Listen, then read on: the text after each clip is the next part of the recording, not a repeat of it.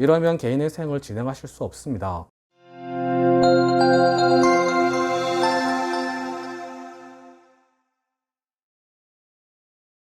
안녕하세요. 노태부 변호사입니다. 상담을 하다 보면 간혹 개인회생 진행이 불가능한 분인데 가능하다고 판단하시고 여러 복잡한 문제들을 고민하고 계시는 분들이 있습니다. 일단 개인회생 진행이 가능해야 청산가치, 부양가족, 추가생계비, 변제금 등 이후의 문제들이 유의미한 것이지 불가능하다면 고민할 필요가 없습니다. 너무 기본적인 내용이라서 오히려 놓치는 분들이 있는 것 같은데요. 오늘은 개인회생이 가능한 자격에 대해서 말씀드리겠습니다.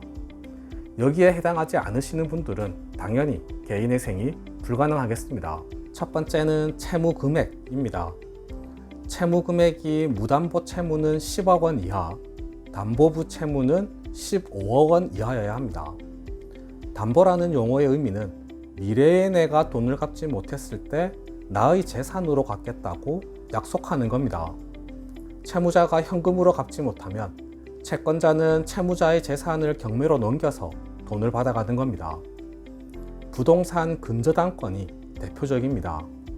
아파트 담보대출을 받게 되면 해당 아파트에 근저당권이 설정되고 이 근저당권이 설정되었다는 의미가 바로 담보로 아파트를 제공했다는 겁니다.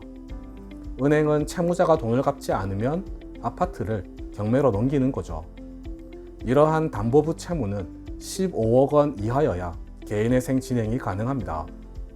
무담보 채무는 10억 원 이하여야 개인회생 진행이 가능합니다. 만약 채무가 이 금액보다 높으면 일반 회생이라는 절차를 진행해야 하는데요. 매우 어렵습니다. 여기에 걸리는 분은 그리 많지 않으니까요.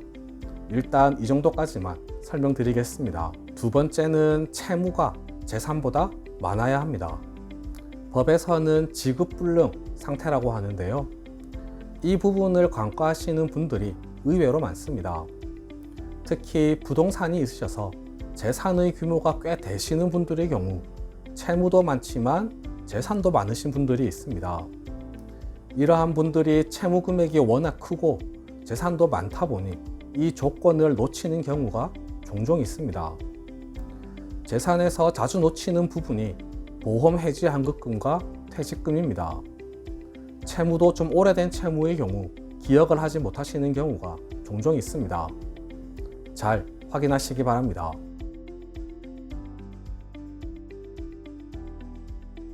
세 번째는 최저 생계비 이상의 정기적이고 일정한 소득이 있어야 합니다. 우선 최저 생계비부터 보여드리겠습니다. 잠깐 화면을 정지하고 표로 보여드릴 테니 확인해 보시기 바랍니다.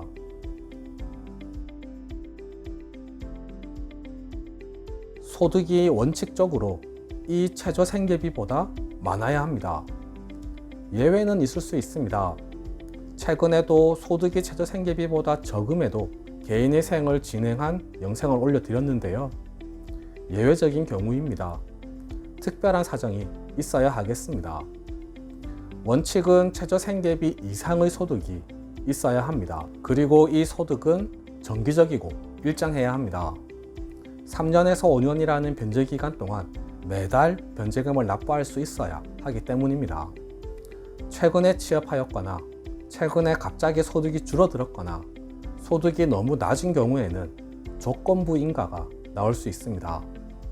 조건부 인가를 받게 되면 정기적으로 소득을 법원에 보고해야 합니다. 이 최저 생계비 이상의 정기적이고 일정한 소득은 개인회생의 가장 기본적인 조건입니다. 개인회생의 기본 시스템이 월 소득에서 생계비를 뺀 금액을 변제금이라고 하고 이 변제금을 3년에서 5년 동안 매달 법원에 납부하는 것이기 때문입니다. 네 번째, 과거에 개인회생 또는 개인파산을 하셨다면 면책받은 날로부터 5년이 지나야 합니다. 개인회생 제도의 남용을 막기 위한 제한입니다. 여기에서 주의하실 점은 면책받은 날로부터 라는 것입니다.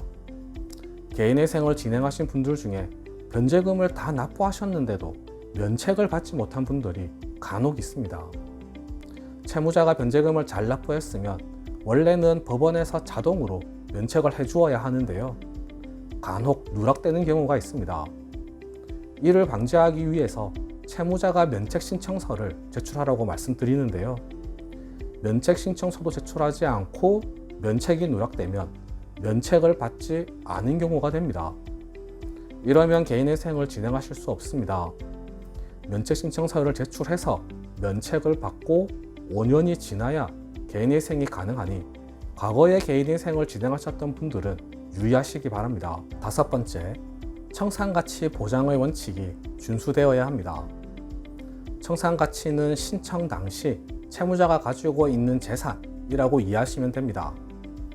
개인회생은 3년에서 5년 동안 진행되는데요. 이 기간 동안 변제하는 총 변제금이 청산가치보다는 많아야 하는 겁니다. 청산가치 보장의 원칙이 문제되는 분들은 청산가치, 즉 보유하고 있는 재산은 많은데 월소득은 적으신 분들입니다. 소득이 너무 적어서 생계비를 줄이고 변제기간을 아무리 늘려도 총 변제금이 청산가치보다 적으면 개인회생은 불가능하겠습니다. 5가지로 나누어서 말씀드렸는데요.